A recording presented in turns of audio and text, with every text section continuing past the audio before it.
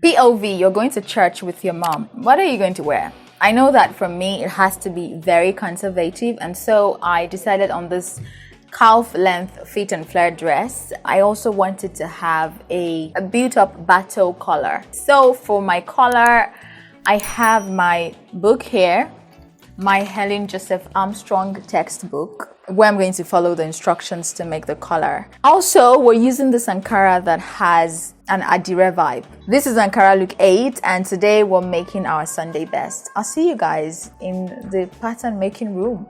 These are my basic bodice patterns that I will manipulate following the textbook's guidelines. On the front bodice, I do a line connecting the neck to the dot point, and I went on to transfer half an inch from the shoulder dot to the neck through the line that I just drew. I slashed the waist dot open so that I could close what was left of the shoulder dot and transfer the opening to the waist dot. I extended the center front by 2 centimeters and I squared a short line towards the neck.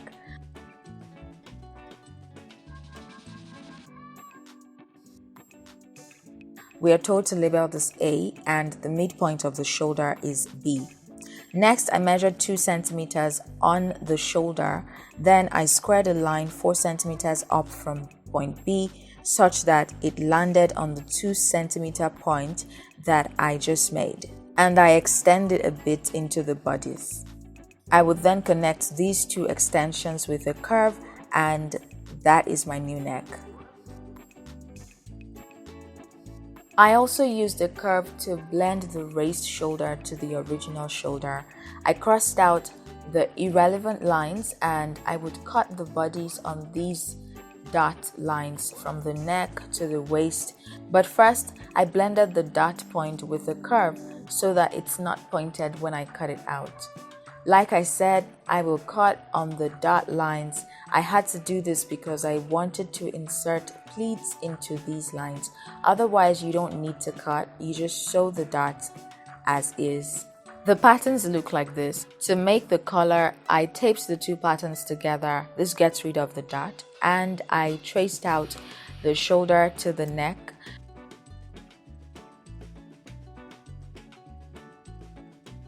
The instructions said to measure 1 inch from B. I did that. Then I used my curve to draw a curve downwards and towards the center front. I added seam allowance, I labeled it, and this is my front collar. Moving on to the back pattern, the first thing I have to do is to move the shoulder dart to the neck, but this works a bit differently than with the front pattern. I drew a connecting line from the neck to this line, and then from here to the closer leg of the shoulder dart. I cut that completely. I held down the head of this triangle, then carefully pivoted to the second leg of the dart. I'll tape that down, redraw the shoulder line because it must have moved due to the fact that I pivoted this, and then I closed up the neck dart.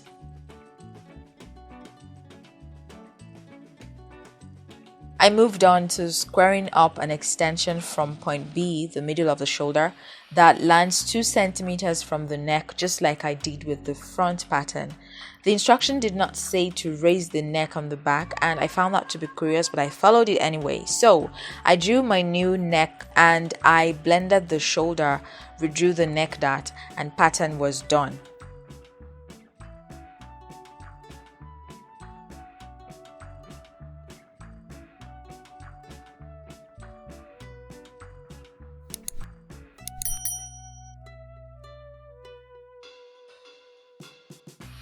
To make my back collar, I closed up the neck dart and taped it down, and I traced the neck and shoulder onto paper.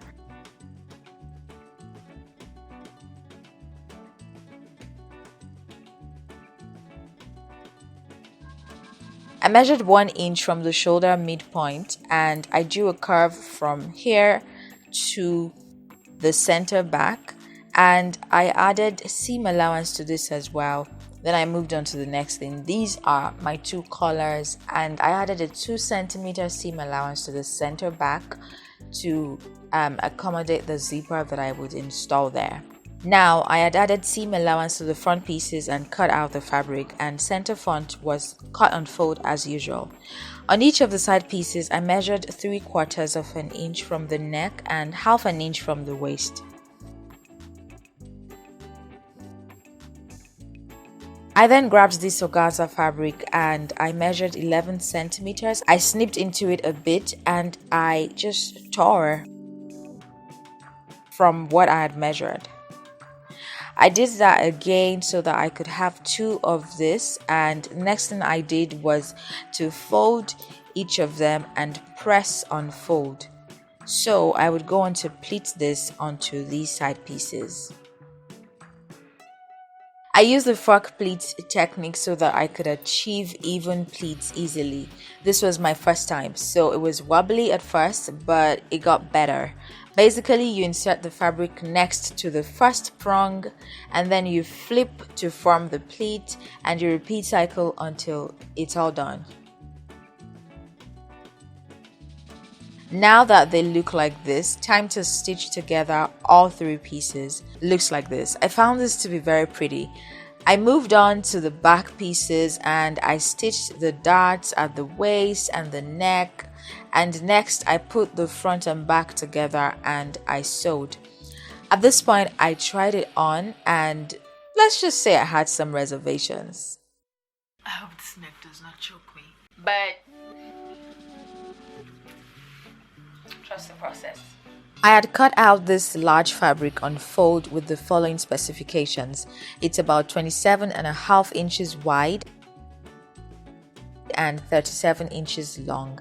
I'd also cut out a lining fabric of the same width, but I made it slightly shorter at 35.5 inches tall. The goal of this lining was to thicken the Ankara fabric, so I top stitched its hem and then I put it together with the Ankara and I stitched them at the top and at the sides so that I could now treat the both of them as one fabric.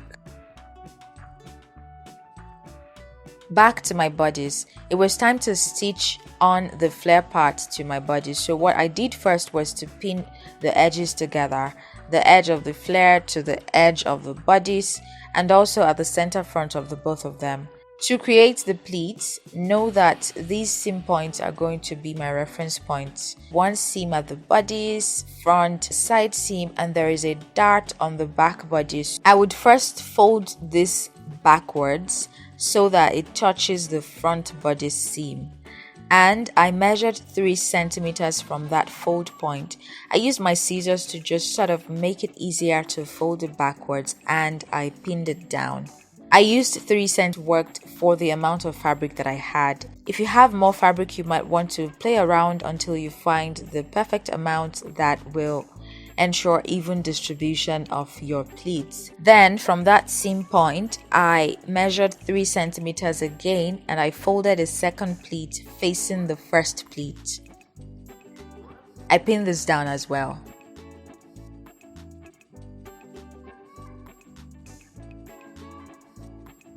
I moved on to the dart on the back bodice and I repeated the same process of pleating on top of it and measuring 3 centimeters and pinning it down and making the second pleat face it.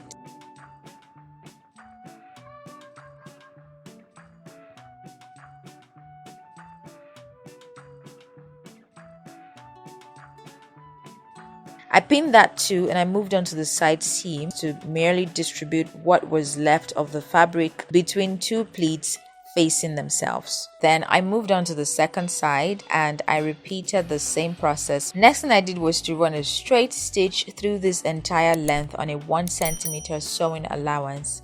Now the dress looks like this. As you can see, the pleats are kissing at the points of the seams on the bodice.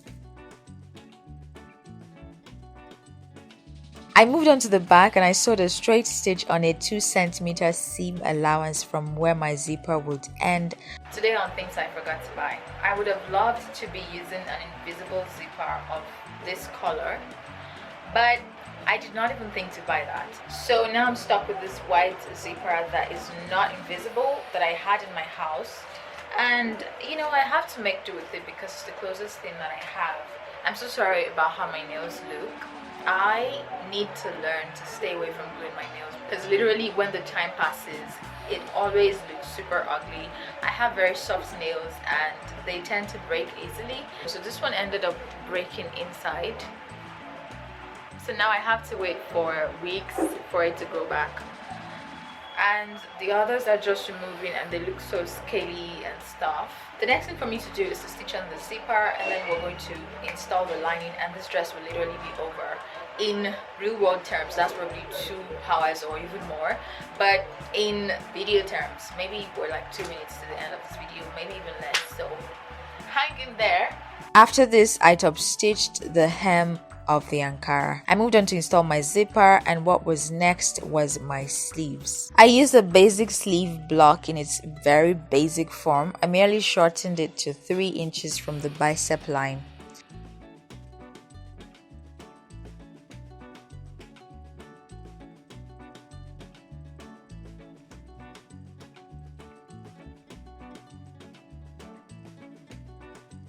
I cut out my fabric, having added seam allowance, and they look like this.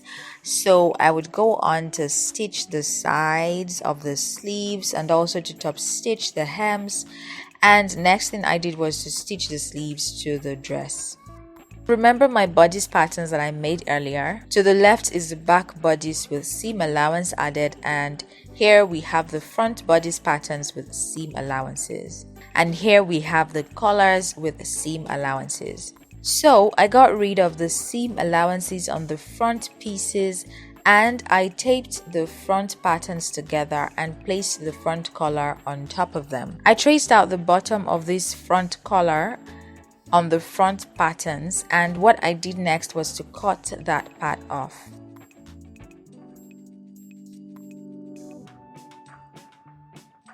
Next, I replaced the seam allowances of these patterns, and then I will add seam allowance to the upper part that I just cut off.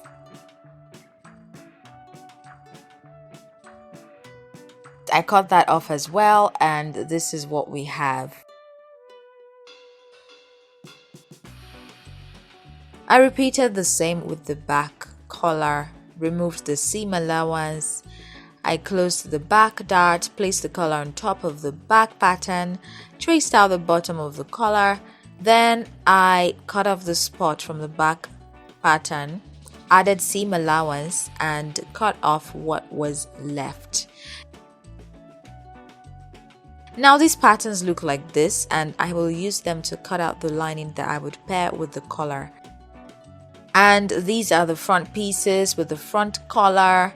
I will stitch all these 3 pieces together, and then I will stitch the collar to them. I will do the same with the back dart first and then stitch collar to the rest of the bodice. Next thing I did was to stitch the front and the back of these pieces together at the shoulder and at the sides.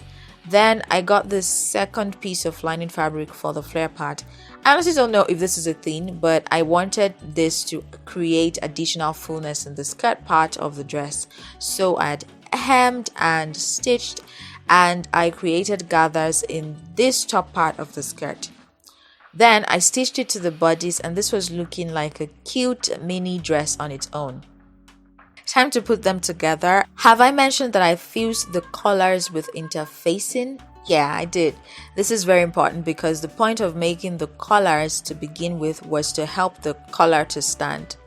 Okay, that sounds a bit weird, but you want to give it its best chance by reinforcing the lining collar with interfacing. Now my dress was completed. Please give this video a thumbs up if you liked it. That would be amazing. I've put a link to the Ankara series on my screen right now so that you can knock yourself out and enjoy the entire Ankara looks 1 to 7 that I made before this. Also, be sure to subscribe for more videos like this and to help me reach my goals. Thank you again. I will see you in my next one. Bye.